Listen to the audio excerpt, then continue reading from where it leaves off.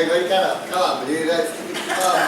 bom dia, nós estamos aqui na segunda-feira hoje. Hoje é segunda-feira. A data, gente, vamos lá, hoje, dia 11 de dezembro de 2017, exatamente às 8h15, vamos dar início ao nosso júri simulado, que é uma técnica usada em mestrado, doutorado, uma adaptação para discussão de teses. E aqui eu faço essa adaptação para direito tributário 2. Então vamos iniciar os nossos trabalhos. Prestem atenção bastante, porque é um processo administrativo fiscal, né, gente? Então vocês vão gostar bastante disso aí. E espero que todos possam assistir o júri e gostar do Tribunal do Júri no direito tributário. Muito obrigado. E vamos assistir o júri dos nossos alunos aqui da faculdade FTC, Unidade Centro. Não é isso, gente? Comércio. Então bora, vamos lá? Podem começar que eu estou aqui no controle. Apresentem o trabalho direitinho, o que é.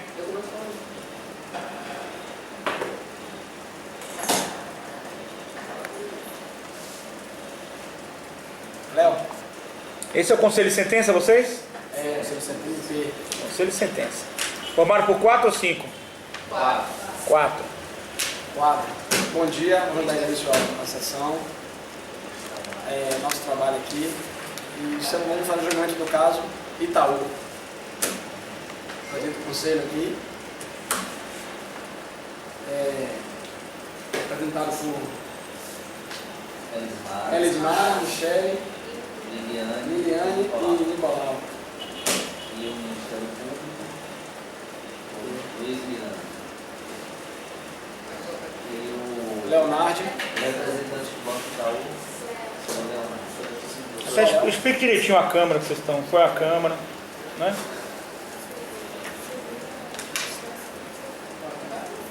Olha, pode explicar o caso para ele. Aqui é a Câmara de Conselho de Recursos, Conselho Administrativo de Recursos Fiscais. O caso é o seguinte: o Banco Itaú fez uma fusão com o Unibanco. E nessa fusão, o Banco Itaú ele adquiriu o direito do Unibanco por 12 bilhões, sendo que, na verdade, o valor de mercado do Banco Itaú na época, do Unibanco na época, seria 29 milhões. O estranho é que todos perceberam que o valor foi muito irrisório, o valor adquirido foi muito irrisório para o valor que realmente valia o banco, que seria o Unibanco. Então essa fusão ficou meio assim, fosca, porque ninguém conseguiu entender como é que um banco que valeria 29 bilhões passou a valer só 12 bilhões. Então a gente vai passar a julgar essa situação. Léo, com a palavra com você, advogado de defesa. Comigo?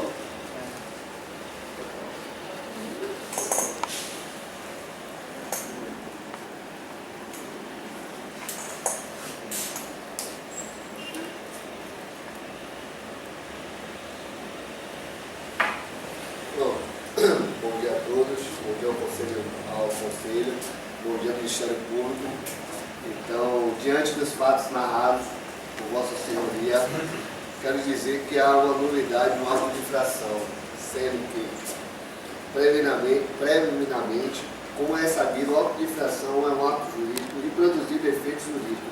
E, como tal, existe todos os requisitos para tanto, ou seja, que o agente seja capaz e que o objeto seja lícito, possível, determinado e indeterminado, e que obedeça a forma prescrita ou não, a forma prescrita ou não, defesa em lei do artigo 104 do Código Civil do nosso Diploma Legal. Então, é um ato administrativo, ou seja, é um ato jurídico praticado por uma autoridade pública que tem a finalidade de apurar infrações, mas sem de maneira vinculada, ou seja, seguindo a exata prescrição da lei. Deixa eu ver aqui uma parte que já que a gente está narrando o fato mais descrito, já que vocês estão falando da fusão e incorporação da da tal referida empresa, da fusão societária do Banco Itaú com o Unibanco, eu quero deixar bem claro para vocês que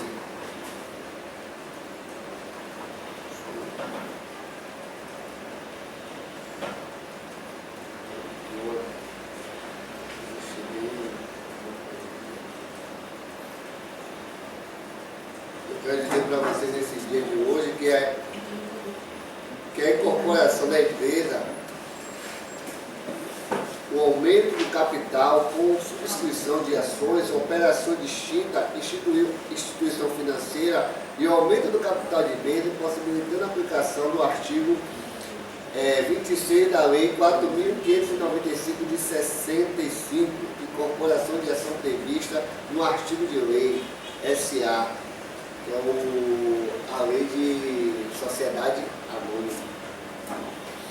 Então, assim, constituir a operação de natureza distinta é a incorporação de empresas cuja a previsão encontra-se no artigo 227 da mesma lei, a incorporação da totalidade das ações de uma empresa por outra, visa a criação de uma subsidiária integral, enquanto a incorporação de uma empresa provoca a extinção da mesma. A incorporação, a absorção de todos os ativos e passivos pela empresa incorporada. A incorporação das ações também não confunde o aumento de capital com subscrição de ações da forma como vista no artigo 170 da mesma lei SA. Vez esta última tem como objetivo o incremento do patrimônio líquido de uma sociedade, enquanto que a primeira, o objetivo é a criação de uma subsidiária integral.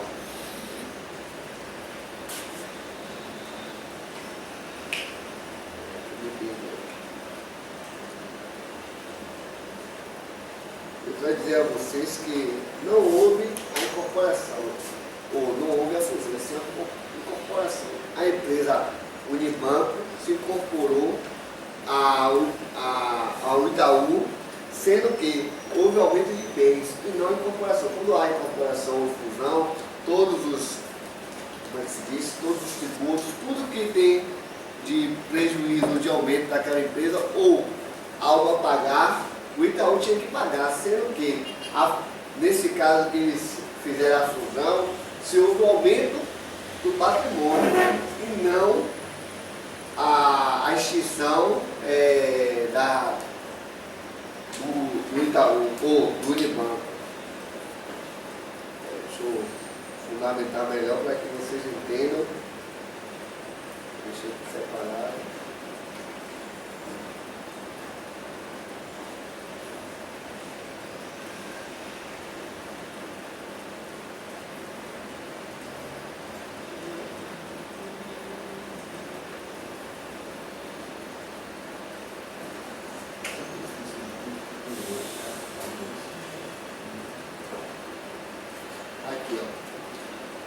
A aplicação do artigo 389 e 428 do RI de 99 consiste na avaliação de investimento de uma sociedade em outra sociedade em função da participação investidora no patrimônio líquido da investida. No caso do investimento relevante ao registro do MEP, é o mandatório.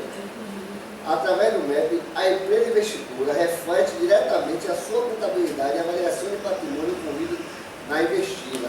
Se a investida apurou lucro, a investidora contabilizará lucro. O mesmo reflexo se a mesma tiver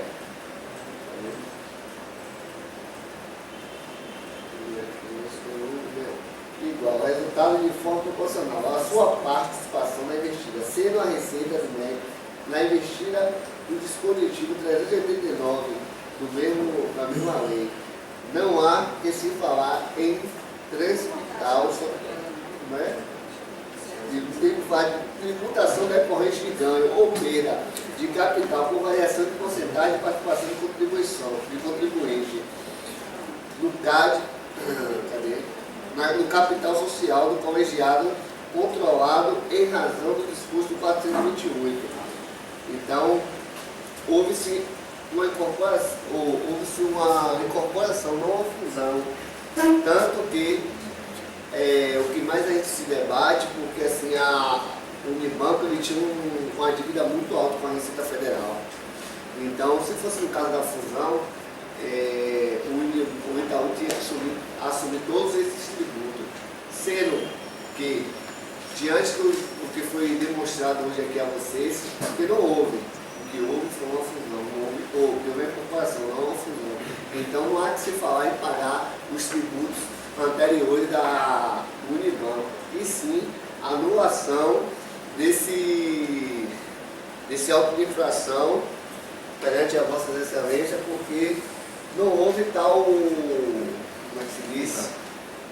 Não houve tal fusão, iniciou a incorporação, e que sendo assim, o Itaú pede que vocês desconsiderem esses valores que foi atribuído ao bem. Não houve isso, houve a incorporação. Então, assim, o que a gente acha muito estranho é o fato de os acionistas do banco não questionarem a venda de um banco que o valor era 29 milhões e caiu para 29 bilhões e caiu para 12 bilhões. Os acionistas aceitaram isso sem fazer nada, sem receber nada. Sem contar que o próprio Banco Central e os conselheiros do CAD aprovaram também, sem questionar nada, sem falar nada. Sem nem ao menos perguntar por que o valor foi absurdamente caindo. E aí tem aquela coisa, né, que a gente sabe que o passado do Banco Itaú é meio sombrio, porque já houve uma tentativa de suborno pelo ex-relator, no caso João Figueiredo Neto, que acabou até sendo preso. Então a gente fica querendo entender como é que isso aconteceu nessa situação agora, e ninguém fez nada, ninguém reclamou. Todo mundo aceitou calado, com a queda bruscamente do valor das ações do banco. Quero dizer a vocês que não pode o fisco considerar a operação sob entendimento de ter sido executada de forma simulada ou artificial, quando todos os produtos de operações são monitorados, avaliados, aprovados pelos órgãos fiscalizadores os órgãos reguladores, como o Bacen, o CAD e o CVM. Então, assim, todos acompanharam de perto essa transação. Então, vocês não podem, de hipótese nenhuma, dizer que foi algo simulado, artificial. Então, desde quando os órgãos fiscalizadores estiveram presentes na tal transação.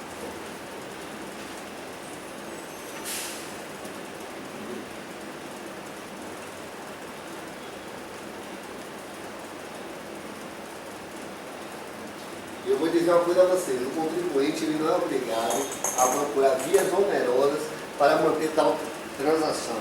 Então, as vias que os mesmos percorreram foram vias legais, foram vias que foram contempladas, não houve nenhuma obscuridade na forma de transição, no objeto que estamos discutindo, que é a incorporação da tal empresa.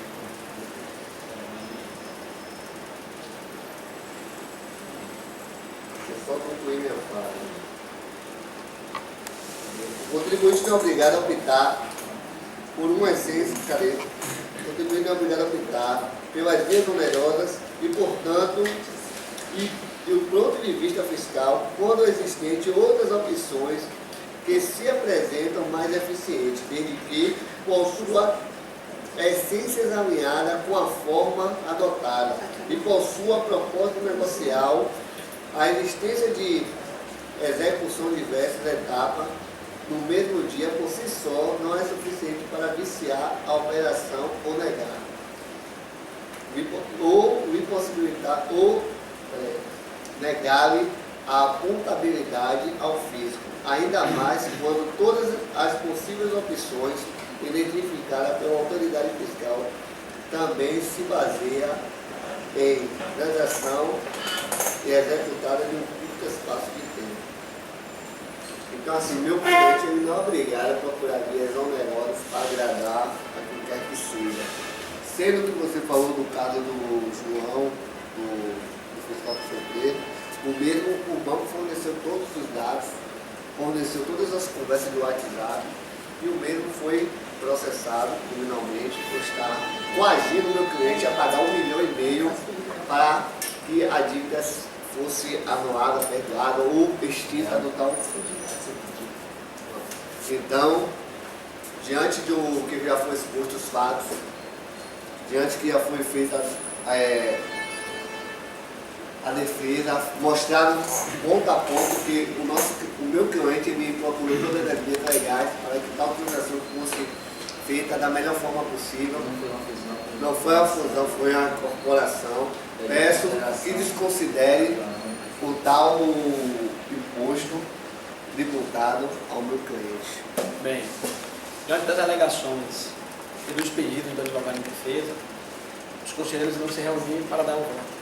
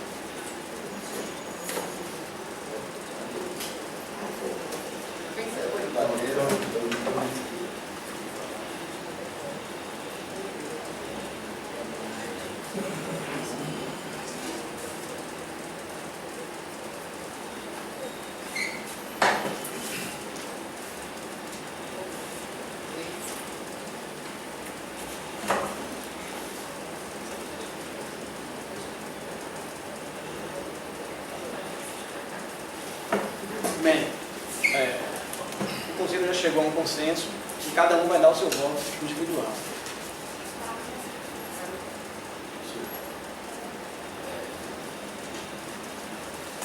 Bom dia a todos.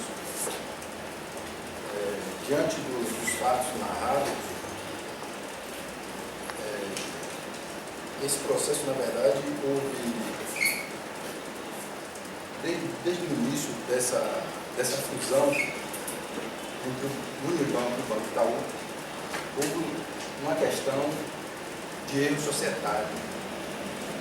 Porque o Banco Itaú vendeu suas ações ao Unibanco, comprou suas ações do Unibanco e, posteriormente, esses mesmos acionistas venderam suas ações ao Banco Itaú Long, no qual teve um lucro exorbitante e, portanto, eu dou meu voto sendo favorável ao pagamento da dívida. Bom dia a todos. Bom, diante dos fatos narrados, diante do exposto do advogado de defesa e do caso narrado em relação à fusão com o Itaú, com o Itaú Unibanco, o simples fato dessa fusão, houve lucro líquido. Se houve lucro, o fato gerador do tributo é o lucro. Então não teria por que o Banco Itaú não pagar esses tributos que são devidos. Nesse caso, meu voto favorável ao pagamento dos tributos referente ao Banco Itaú para a Receita Federal. Bom dia a todos. O meu voto também seria favorável. Bom dia. Diante dos fatos narrados, foram apresentadas poucas provas para essa questão da defesa do Banco Itaú. Por essa razão, eu voto a favor da condenação parlamentativa do Banco Itaú. Então, diante dos votos do Conselho, o Banco Itaú fica condenado a pagar a sua dívida.